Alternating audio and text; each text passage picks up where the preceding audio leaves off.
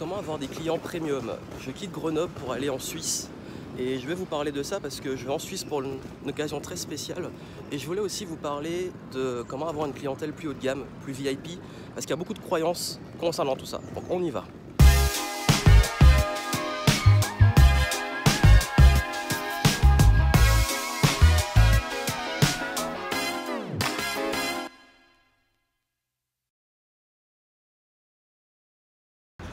Donc là je suis à Genève et je voulais vous parler d'un truc parce qu'on me demande souvent c'est quoi l'âge moyen de mes clients. En fait la plupart de mes clients ils ont entre 35 et 55 ans alors qu'on pense souvent que ce sont des jeunes. Et pourquoi je vous dis ça? Parce que en fait on pense souvent que quand on fait du web ou des trucs comme ça on touche qu'une clientèle très jeune alors qu'en réalité la plus grande partie de mes revenus viennent d'une clientèle ce qu'on appelle premium. Des personnes qui dépensent plusieurs milliers d'euros dans des consultings et des coachings. Et c'est ça que je voulais vous dire aussi que c'est très important, vous, de votre côté. Et je l'ai dit beaucoup en conférence, beaucoup me disent j'en ai marre d'être sous-payé, j'en ai marre de vendre, d'être payé au lance-pierre, de vendre petit. Et ce que je leur dis, c'est que c'est important aussi d'avoir des offres premium et VIP. Et si vous n'en avez pas encore, vous perdez de l'argent.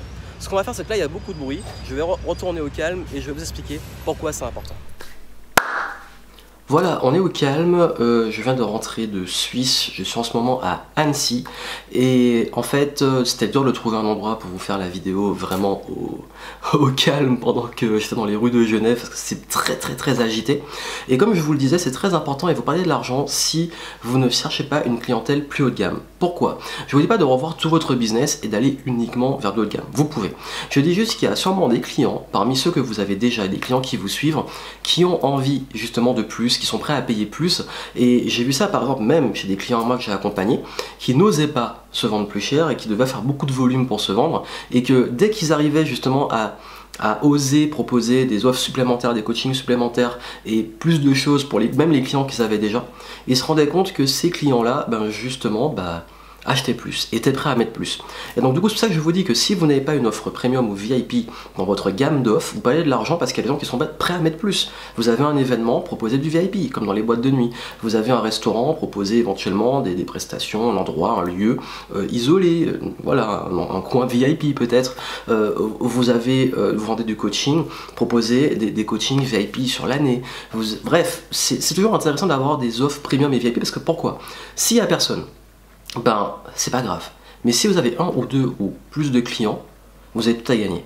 Et parfois on peut faire plus de chiffre d'affaires juste avec du premium et du VIP que sur le reste de sa clientèle. Et j'ai mis du temps à avoir ce déclic. C'est-à-dire c'était cet après-midi puisque là je viens de rentrer à Annecy. Et pendant ce moment où j'étais à Genève, c'est clair qu'on se rend compte qu'en Suisse, ils ont d'autres standards. Les standards sont pas du tout les mêmes. Et que ça soit les voitures qu'on voit passer, comment les gens sont habillés, etc. Donc on baigne un petit peu dans les choses un peu plus luxueuses et tout. Et parfois le fait d'avoir des standards un peu plus hauts peut aussi lever des blocages sur l'argent, sur les rapports à l'argent qu'on peut avoir, sur le rapport même à sa clientèle en se disant tellement je vois des personnes qui se disent mais les gens ne vont jamais payer pour tel genre de choses, etc. Et puis finalement on se rend compte qu'il y a une clientèle qui est là.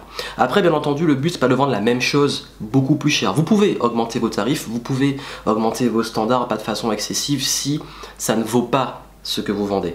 Parce que beaucoup vendent des trucs très chers et qui n'ont pas beaucoup de valeur. Le but si vous allez vers du premium c'est qu'il y ait de la valeur. Donc c'est un tout en fait, c'est pas juste exposer ses tarifs et puis espérer qu'en vendant la même chose que ça va marcher.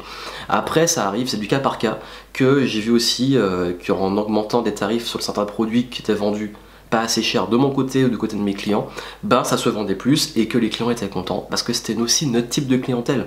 Je l'ai dit pendant ma conférence à Grenoble, je me suis rendu compte que la grande majorité, je dirais 95% voire plus des clients qui ont pu être très désagréables ou avec qui ça a pu très mal se passer dans mon business étaient des personnes qui avaient investi moins de 50 euros.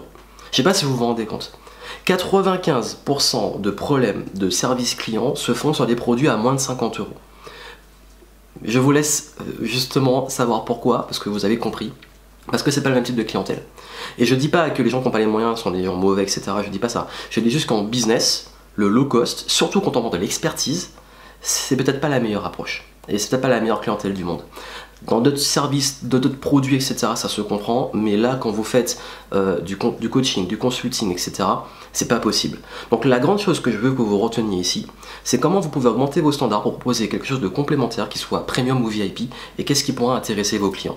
Et d'ailleurs, je vous aide à faire ça. Par exemple, si vous voulez voir en dessous, je vous mets un lien vers justement une méthode sur la vente pour voir comment vous pouvez gonfler votre valeur perçue et monter en gamme, parce qu'il faut bien le faire, je ne dis pas qu'il faut faire n'importe quoi, mais surtout, comment réussir à casser ce syndrome de l'imposteur, ces barrières qui vous empêchent parfois d'aller simplement plus haut ou d'aller vers des tarifs plus hauts, parce que ça se passe beaucoup dans le mindset et dans les standards qu'on s'offre. Et c'est pour ça que je voulais vous faire ça avec justement cette correspondance et avec la Suisse, où c'est notre standard, c'est un autre mode de vie.